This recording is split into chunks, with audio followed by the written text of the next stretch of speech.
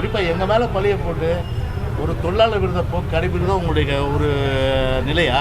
அதுதான் வந்து இன்னைக்கு கேள்வி. இன்னைக்கு அது பேக்லாக் இருந்தது தம்பி. நீங்கள் கேட்குற கேள்வி கரெக்டு. இப்போ அதே நேரத்தில் ஒரு விஷயம் நான் சொன்னேன். இப்போ ஒரு அனுமானத்தை சொல்கிறேன். எங்கள் கவர்மெண்ட் வந்திருந்தா ஏன் அந்த பேக்லாக்கே நாங்கள் ரெடி பண்ணியிருப்போமே. நாங்கள் கிட்டத்தட்ட வந்து போக்குவரத்து கழகம் சரி, அதே போல் மின்வாரத்தையும் சரி, அரசு கருவூலத்துலேருந்து எல்லாத்தையும் கொடுத்து தான் நாங்கள் ஸ்டெபிலைஸ் பண்ணோம். அந்த மாதிரி அரசு கருவூலத்துலேருந்து கொடுக்க வேண்டியது தானே, ஏன் நீங்கள் கொடுக்க மாட்டேன்றீங்க? என்ன கேட்குறாங்க? அதெல்லாம் விடுங்க, அப்புறம் கூட நீங்கள் வந்து நிதி நிலைமை சீரானா கொடுங்கன்னு சொல்கிறாங்க. அவங்க கேட்குறது என்ன? 70 கோடி கேட்குறாங்க. அந்த 70 கோடி என்ன, ஒரு கிட்டத்தட்ட பார்த்தீங்கன்னா வந்து இப்போ ஒர்க் பண்ணுறவங்களும் ரிட்டையர்ட் ஆனவங்களுக்கு தான். அதை கொடுத்துட்டு போன 6 கோரிக்கையில் ஒரு கோரிக்கை பிடிவாத போக்கை வந்து கைவிட்டு அவங்க எதிர்பார்க்குற அந்த பண ஊதியம், அது ஓய்வூதிய பலன், அகவிலைப்படி இதெல்லாம் நீங்கள் கொடுத்து நீங்கள் வந்து அவங்கள வந்து ஒரு சீரான நிலைமைக்கு கொண்டு வந்தால் நல்லது. செய்திகளை உடனுக்குடன் தெரிந்து கொள்ள உடனே சப்ஸ்கிரைப் பண்ணுங்க.